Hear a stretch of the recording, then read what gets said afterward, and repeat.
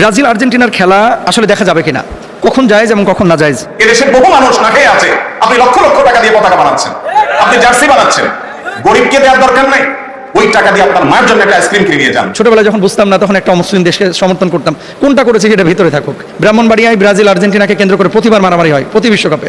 দুনিয়ার আর কোন দেশে মানুষ এত বেকুব পায়নি যত বেকুব পাইছে এই দেশের মানুষ। দিন শেষে আমাদের এই সমস্ত আবেগকে পুঁজি করে ওই আসর জমজমাট হচ্ছে, ওরা ডলার আর পয়সা কামাইতেছে কলুর তেলের মতো, আর বলদের মতো আমরা ঘুরতেছি। বাপের টাকায় জমায় জমায় বাপকে একটা গিফট কোনদিন দেন নাই। আপনি কোথাকার কোন অবসরমানের জন্য, কাফেরের জন্য, মুশরিকের জন্য, আল্লাহর দুশমনের জন্য আপনি টাকা দিয়া জামা কিনছেন, জার্সি কিনছেন, পতাকা কিনছেন, আল্লাহর কাছে জবাবদিহি করা লাগবে না এগুলো? রাত 3টা বাজে খেলা, সব বসে আছে অপেক্ষা কিসের জন্য? 3টা বাজে খেলা শুরু হবে। আহা, এই যুবক জীবনে একবারও ফজর নামাজ জন্য এভাবে অপেক্ষা করে না। সামনে বিশ্বকাপ, এই বিশ্বকাপকে কেন্দ্র করে বাসার ছাদে ব্রাজিল আর্জেন্টিনার পতাকা অনেকে উড্ডয়ন করে, উড়ায়। 2 নম্বর বিষয়, বিশ্বকাপ খেলা আমার জন্য দেখা জায়েজ নাকি না জায়েজ? আমি তো আর খেলছি না, দেখছি। 3 নম্বর একটা অপশন লিখেছেন যে হুজুর আপনি কোন দল করেন, আপনি কি আর্জেন্টিনা নাকি ব্রাজিল? তো 3টি প্রশ্ন, এই 3টি প্রশ্নের আলোকপাত আমি করার চেষ্টা করবো, অবশ্যই শরিয়ার আলোকে। 1 নম্বর হচ্ছে যে বাসার ছাদে ব্রাজিল আর্জেন্টিনার পতাকা কেউ যদি উড্ডয়ন করে, দেখেন কোনো ভূমির কোনো দেশের পতাকার কিন্তু কোনো দোষ নেই। একটা দেশের আইডেন্টিটি, একটা শায়ার, একটা চিহ্ন পতাকা বহন করে। অ্যাজ মুসলিম যতক্ষণ পর্যন্ত কোনো পতাকা অথবা কোনো একটা কাজ, আপনার কাজ গুনাহের সাথে সম্পৃক্ত না হবে, ততক্ষণ পর্যন্ত শরিয়া সেখানে হারাম বলে না বা শরিয়া সেটাকে নিষিদ্ধ করে না। এখন পতাকা যদি আপনি নিছক ভক্ত এই জন্য আপনি ওঠান, তাহলে এটা কবিরা গুনাহ হবে, ব্যাপারটা এরকম না। তবে যদি এখানে এমনটা হয়ে থাকে যে দেশটাকে আমি এত ভালোবাসছি বা আপনি এত ভালোবাসছেন যে যেই দেশকে ভালোবাসতে গিয়ে আপনার নামাজের কোনো খবর নাই, আপনি জুয়ায় নিমজ্জিত হচ্ছেন, আপনি অহেতুক কাজকর্মে লিপ্ত হচ্ছেন, গালমন্দ করছেন এবং অহেতুক আপনি টাইম ওয়েস্ট করছেন, আপনি আপনার অর্থ নষ্ট করছেন, এরকম যদি অপচয়ের কাতারে পড়ে, তখন সেটাকে নিষিদ্ধ করে শরিয়া। 2 নম্বর বিষয় হচ্ছে আপনি তো মুসলিম দিন শেষে, তাই না?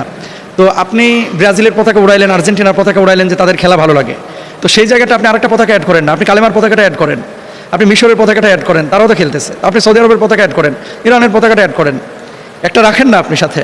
মানে ব্যাপারটা হচ্ছে যে যখন আমরা দেখি যে অতিরিক্ত অমুসলিমদের প্রতি প্রীতি, তখন কিন্তু নবীজি সাল্লাল্লাহু আলাইহি ওয়াসাল্লামের সেই হাদিস আপনি একটু ফলো করতে পারেন বা দেখতে পারেন, মান তাশাব্বাহা বিকওমিন ফাহুয়া মিনহুম, যে জাতির সাদৃশ্য অবলম্বন করলো সে সেই জাতির অন্তর্ভুক্ত হয়ে গেল। এই জন্য প্লিজ কেউ যদি আপনারা এই কাজগুলো করেন, পতাকা যারা উড়িয়েছেন পাশাপাশি মুসলিম দেশগুলোর পতাকা উড়ান, আর এটা আমার কাছে মনে হয় অপচয়। আপনি একটা দেশকে ভালোবাসেন বা সেই দেশের খেলা পছন্দ করেন, পতাকাটা কিনছেন 300 টাকা দিয়ে বা কিনছেন 400 টাকা দিয়ে, অনেকে তো গোটা এলাকা জুড়ে পতাকা বানায় তারপরে রেকর্ড করতেছেন, 1/2 কিলোমিটার দীর্ঘ পতাকা বানিয়েছেন। তো এটা তো অপচয় ভাই। ইন্নাল মুবাদদিরিনা কানু ইখওয়ানাশ শায়াতিন, নিশ্চয় অপচয়কারীরা শয়তানের ভাই। এজন্য কোনো পতাকা যেন এমনটা না হয় যেটা অপচয়ের কাতারে পড়ে যায় এবং আপনার আর্থিকভাবে এই টাকাটা আপনি যদি গরিব মিসকিনকে দিতেন, আপনি যদি চ্যারিটির কোনো কাজে দিতেন, আপনি যদি দিনের কোনো কাজে খরচ করতেন, এটা কিন্তু কাজে লাগতো। এবার আসেন 2 নম্বর পয়েন্ট, ব্রাজিল আর্জেন্টিনার খেলা আসলে দেখা যাবে কিনা, কখন জায়েজ এবং কখন না জায়েজ? আল্লাহ সুবহানাহু ওয়া তাআলা পবিত্র কোরআনুল কারীমের মধ্যে বলছেন, ওয়াবতাগি ফিমা আতাকাল্লাহুদ দারুল আখিরাহ ওয়ালা তানসা নাসিবাকা মিনাদ দুনিয়া, আল্লাহ তোমাকে যা দিয়েছেন তা দ্বারা আখিরাতের আবাস অনুসন্ধান করো এবং দুনিয়ার অংশ ভুলে যেও না। হাদিসে আছে, কানাল হাবাশু ইয়ালআবুনা ফিল মসজিদ, হাবশিরা মসজিদে বর্ষা খেলা প্রদর্শন করছিল, রাসূল সাল্লাল্লাহু আলাইহি ওয়াসাল্লাম তা দেখতে গিয়েছেন এবং দেখেছেন।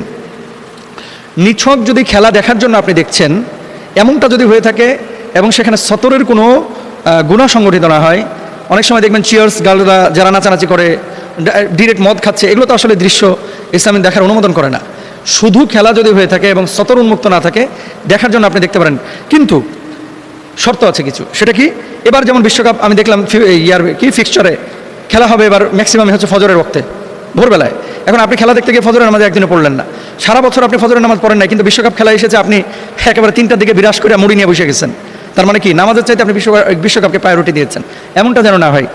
আপনি তখনই খেলা দেখতে পারবেন যদি নামাজ নষ্ট না হয়, ফরজ এবং ওয়াজিব দায়িত্বে অবহেলা না হয়, জুয়া বা বাজি না থাকে, অশ্লীলতা, হারাম দৃশ্য, উলঙ্গপনা এগুলো যদি না থাকে, যদি অতিরিক্ত সময় অপচয় না হয়, মারামারি, গালিগালাজ এবং বিভেদ সৃষ্টি না হয়। ব্রাহ্মণবাড়িয়ায় ব্রাজিল আর্জেন্টিনাকে কেন্দ্র করে প্রতিবার মারামারি হয় প্রতি বিশ্বকাপে, এবং পত্রিকা আপনারা দেখেছেন, অন্য অঞ্চলেও দেখেছি যে সিলেট, উত্তরবঙ্গে অনেক জায়গায় হয়। তো এই ধরনের ফিতনা ফ্যাসাদ যদি থাকে, তাহলে কোনোভাবেই খেলা দেখা যাবে না। আর এগুলো না থাকলে শুধু বিনোদনের জন্য যদি আপনি শরিয়া লঙ্ঘন না করে দেখেন, আপনি দেখতে পারেন। এরপর আসেন যে কখন আপনি গুনাহ হবে না, যখন এই কাজগুলো আপনি মেনটেন করবেন তখন গুনাহ হবে না। আর যদি নামাজ ছেড়ে সারাক্ষণ নিয়ে বসে রয়েছেন, তাও অবশ্যই আপনার গুনাহ হবে।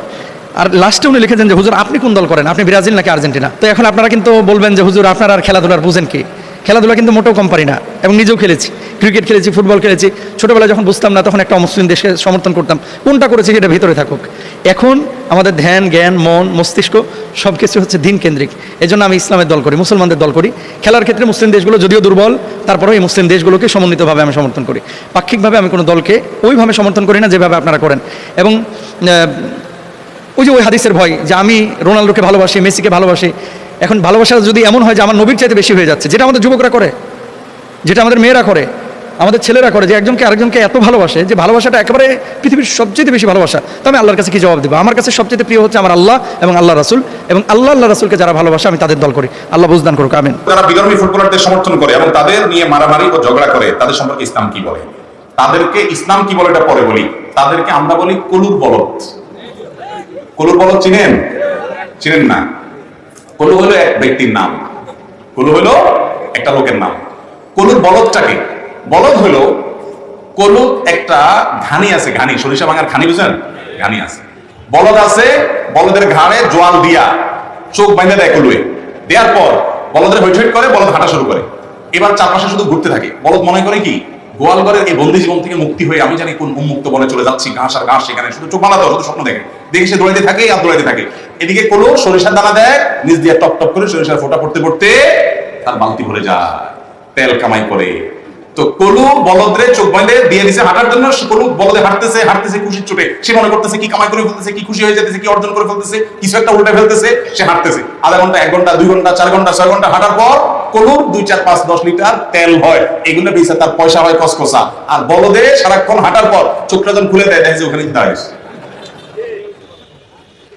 কোন দেশের কোন খেলোয়াড় খেলতেছে, সেই দেশের এম্বাসিটাও আমার দেশে নাই, আমার দেশের এম্বাসিও ওই দেশে নাই।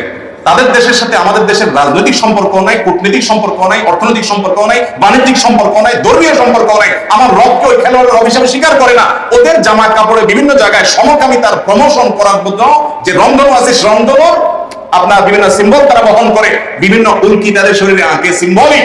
যারা আমার রবকে, দিনকে শুধু মানে না তা না, তারা আল্লাহর বিরুদ্ধে বিদ্রোহ করার স্বামী এরকম কাজগুলো করে, আর আমার দেশের সাথে তাদের কোনো সম্পর্ক নেই। তাদের দেশের পতাকা দিয়া নিজের পয়সা টাকা খরচ করে তাদের জন্য সমর্থন করা, তাদের জন্য পতাকা উড়ানো, তাদের জন্য জার্সি কিনা, তাদের জন্য লাফালাফি করা, মাতলামি করা, উন্মাদনা করা, পাগলামি করা, ঝগড়াঝাটি করা, রাতকে রাত জেগে থাকা, এই সব কিছু করার পর আমরা মনে করতেছি উল্টে ফেলতেছি, অনেক কিছু হয়ে যাচ্ছে, আমরা অমুক দেশের সমর্থক, তমুক দেশের সমর্থক। দিন শেষে আমাদের এই সমস্ত আবেগকে পুঁজি করে ওই আসর জমজমাট হচ্ছে। ওরা ডলার আর পয়সা কামাইতেছে কলুর তেলের মতো, আর বলদের মতো আমরা ঘুরতেছি।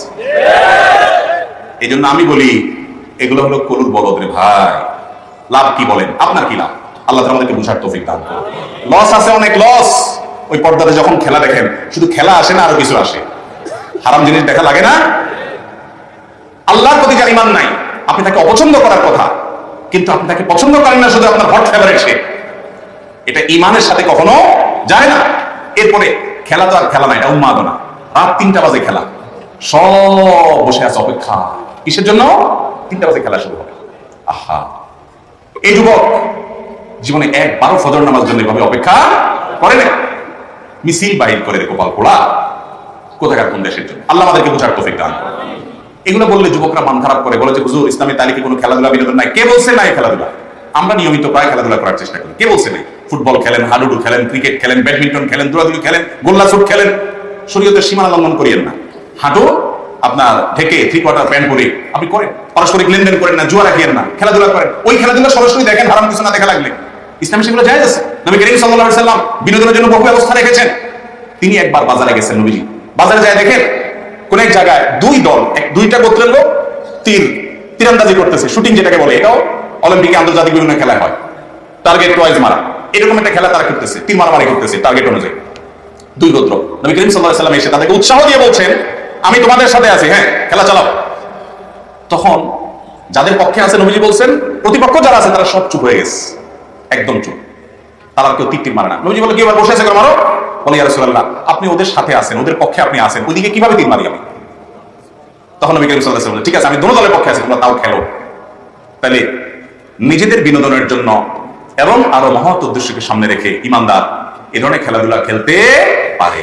কিন্তু ওই কোথাকার কোন দেশের মুসলমান সে খেলবে, ও সমকামিতাকে প্রমোট করে আপনি জানেন না, ও ফিলিস্তিনি বাচ্চাদের হত্যা করার সমর্থন করে আপনি জানেন না, আপনি মুসলমানের বাচ্চা আসছেন তার সমর্থন করতে।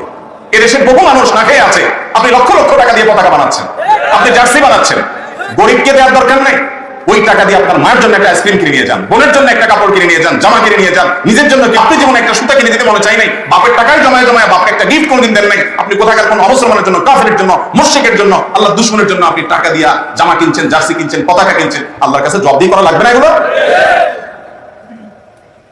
আজকে না গতকালকে দেখলাম একটা জাতীয় দৈনিক, প্রথম সারে জাতীয় দৈনিক নিউজ করছে যে আমাদের দেশে ঢাকা ইউনিভার্সিটিতে ছেলেপেলেরা খেলা দেখার জন্য বিশাল মনিটর দিয়ে বিশাল মাঠে একত্রিত হয়েছে, সেটার ছবি ফিফা তারা প্রকাশ করেছে এবং এই ফুটবল উন্মাদনে তারা গর্ব করতেছে। দুনিয়ার আর কোন দেশে মানুষ এত বেকুব পায়নি যত বেকুব পাইছে এই দেশে মানুষ। এই দেশের খেলোয়াড়রাও নাই সেখানে, তাও মাতলামের কোন, যারা খেলায় আছে এরকম অনেক দেশ আছে, যাই দেখেন তারা যার যার চরকায় তেল দিতেছে, আর ওই যে কলুর বলদ যে শুধু কি করতেছে, ঘুরতেই আছে। লাভ হইতেছে কার? ওই জায়গায় বসা কলুদের, যারা খেলতেছে। আল্লাহ আমাদের বুঝার তৌফিক দান করুন।